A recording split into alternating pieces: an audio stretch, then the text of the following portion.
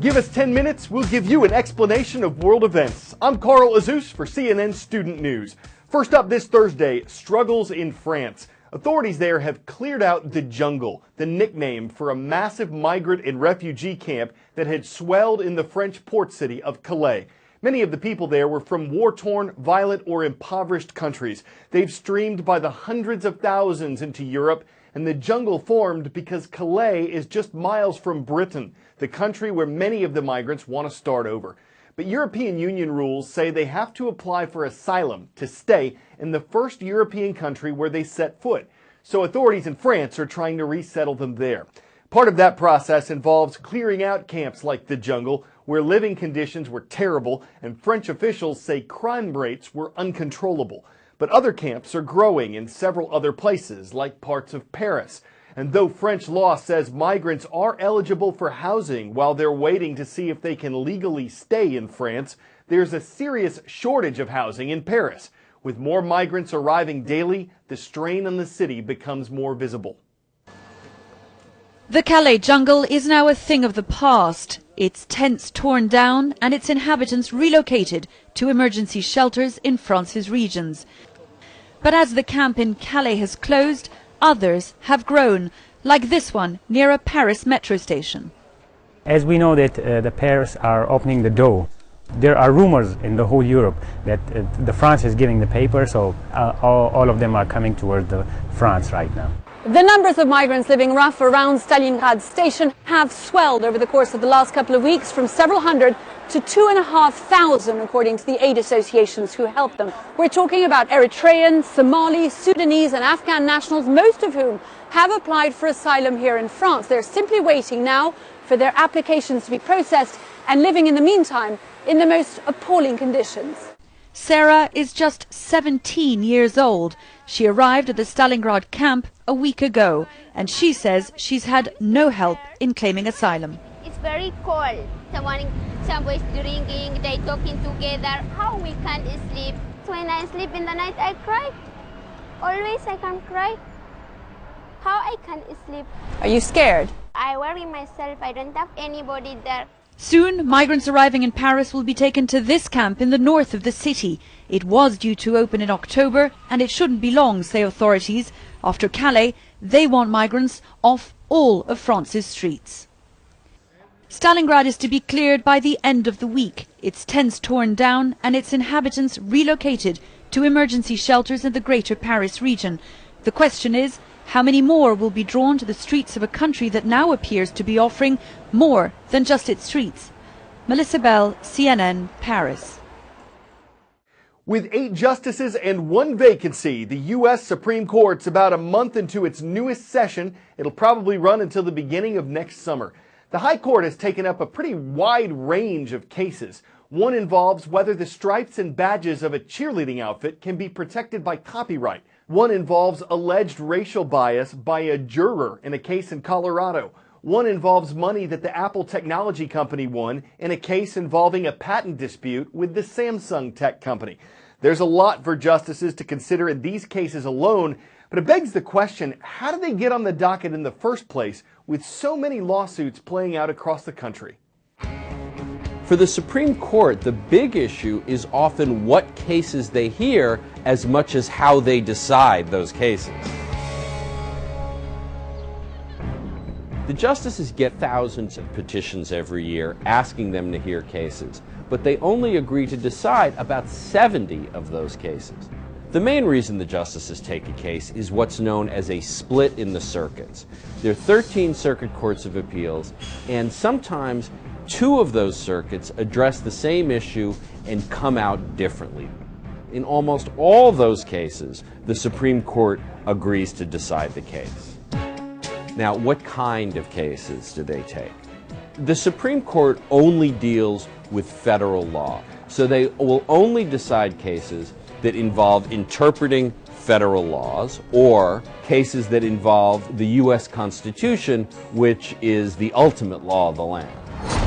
Sometimes the justices do what's called strategic voting. They think, you know, I think this lower court decision is wrong, but if I vote to hear this case, my colleagues will make the law even worse. So I'm going to vote to leave the case alone rather than risking a bad Supreme Court decision that could last for decades.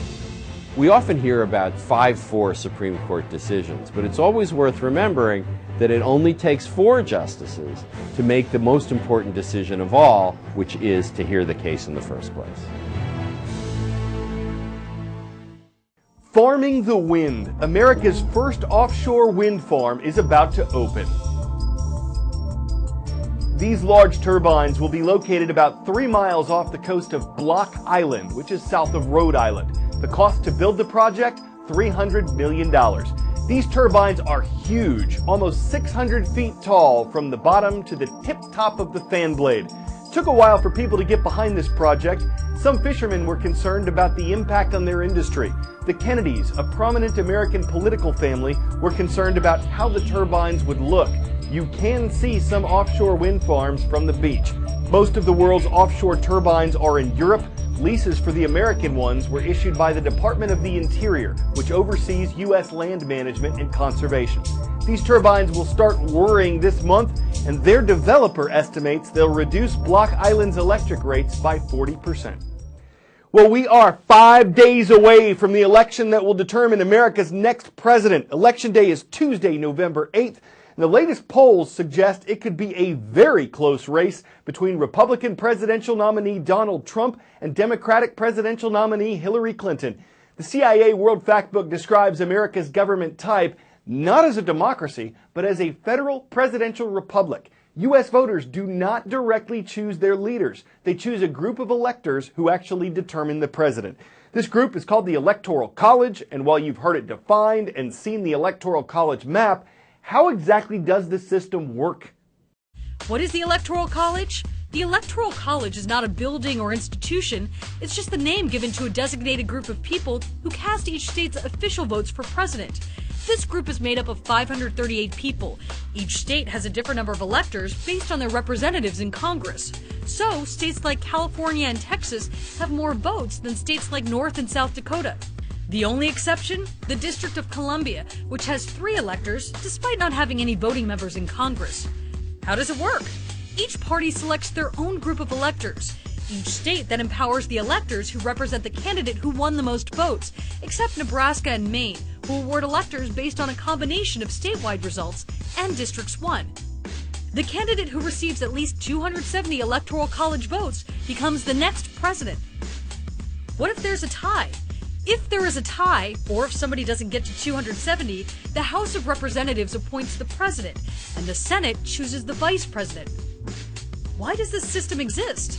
In short, the Electoral College was created as a compromise of several different proposals by the nation's founders. Critics say the system allows candidates to become president without necessarily securing a majority of voters' support, which happened in 2000. Advocates argue it ensures less populated states aren't completely ignored. How are these people selected? The electors are chosen by their political parties in each state. The only rule is that they cannot currently hold office. Can an elector ignore the popular vote? Yes. It's called a faithless elector, but it's rare and it has never affected the outcome of an election. Some states require formal pledges enforced by fines and possible jail time. But, historically speaking, members rarely depart from the will of the people.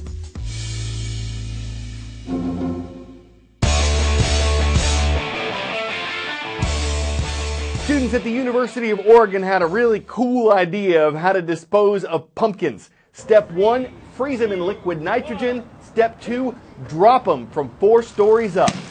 Bam! The hypothesis was that once these gourds were chilled to a temperature of negative 321 degrees Fahrenheit, they'd shatter on impact. Good call, y'all. Plus, while it might not beat pumpkin pie, pumpkin pancakes, pumpkin spice, or pumpkin cookies, it's clear they had a blast breaking pumpkin glass. Might put a chill in your bones to have to clean up all that frozen fruit, but they had a fine time making it. Stemmed from a really gourd idea, and if it grows on enough people, it could entertain nitro generations. I'm Carl Azus for CNN Student News.